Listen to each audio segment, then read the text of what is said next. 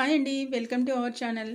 ఏం చేస్తున్నారు? ఎలా ఉన్నారు? బాగున్నారా? మేము బాగున్నామండి. మీరందరూ బాగుండాలని మనస్ఫూర్తిగా కోరుకుంటూ ఈరోజైతే ఒక మంచి రెసిపీని అయితే మీతో షేర్ చేస్తున్నాను. చూడండి, అది అందరికీ ఎంతో ఇష్టమైన జీడిపప్పు ఉప్మా అనమాట. ఇంకా లేట్ చేయకుండా అయితే ప్రాసెస్లోకి వెళ్ళిపోదాం. చూస్తున్నారు కదా, ప్యాన్ పెట్టుకొని హీట్ అయిన తర్వాత నేనైతే ఆయిల్ ప్లస్ గీ కూడా వేసాను. మంచి అరోమా అలాగే స్మెల్ వచ్చి చాలా బాగుంటుంది. జీడిపప్పు అలాగే నెయ్యితో చేసిన ఉప్మా అనమాట. ఈ విధంగా పోపులు అయితే వేగిన తర్వాత మీడియం ఫ్లేమ్లో వేయించుకోవాలి. అప్పుడే మనకి చాలా బాగుంటుందన్నమాట, మాడకుండా ఉంటాయి. ఇక తర్వాత వేగేటప్పుడే సన్నగా తరిగిన అల్లం ముక్కలు వేసాను.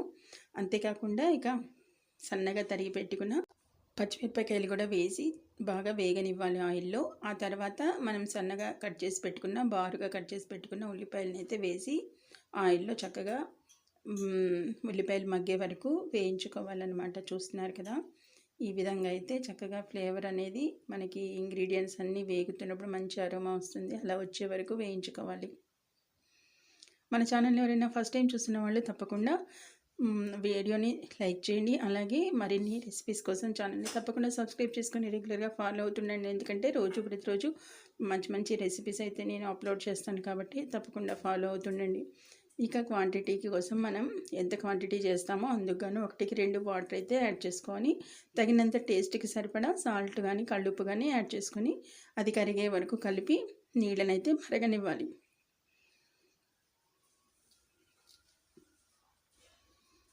చాలా సింపుల్గా చాలా టేస్టీగా ఉండే రెసిపీస్ నేను పోస్ట్ చేస్తాను కాబట్టి ఎవరికైతే త్వరగా అవ్వాలి అలాగే టేస్టీగా ఉండాలి సింపుల్ ఛానల్లో ఉంటాయి కాబట్టి కావాలనుకున్న వాళ్ళు తప్పకుండా ఛానల్ని సబ్స్క్రైబ్ చేసుకొని రెగ్యులర్గా వాచ్ చేస్తూ ఉండండి. చూస్తున్నారు కదా, ఇలాగైతే మనం ఎప్పుడైతే వాటర్ బాయిల్ అయ్యాయో అప్పుడు మాత్రం ఇక తగిన క్వాంటిటీకి తగినట్టుగా మనమైతే రవ్వని యాడ్ చేసుకోవాలన్నమాట.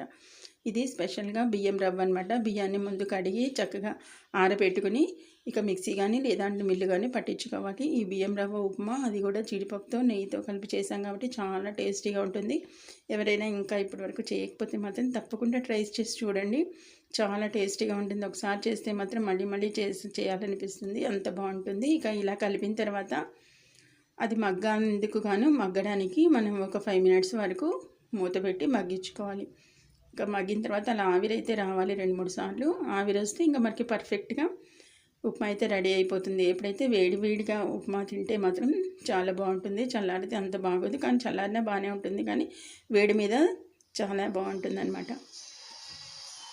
అయిపోయిందండి రెసిపీ. ఇంతే సింపుల్గా టేస్టీగా ఉండే జీడిపప్పు ఉప్మా రెడీ.